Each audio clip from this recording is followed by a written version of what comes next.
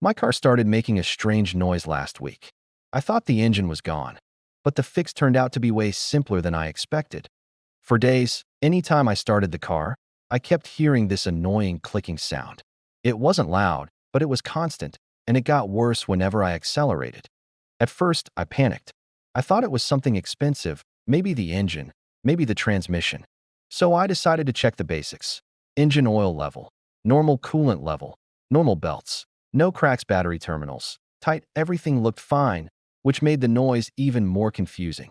Then I noticed something small. A loose piece of plastic near the engine cover was vibrating every time the car moved. It didn't look serious, but it was the exact source of that clicking sound. All I had to do was tighten the clip holding the cover. No tools, no mechanic, just a quick adjustment.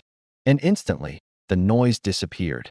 Sometimes the scariest car problems come from the smallest things. Before rushing to a mechanic, check the simple areas: loose covers, clips, plastics, or screws around the engine bay. You might save time and money. If you want more quick DIY car fixes, hit the like button and subscribe. Tell me the weirdest sound your car has ever made. I might turn it into the next video.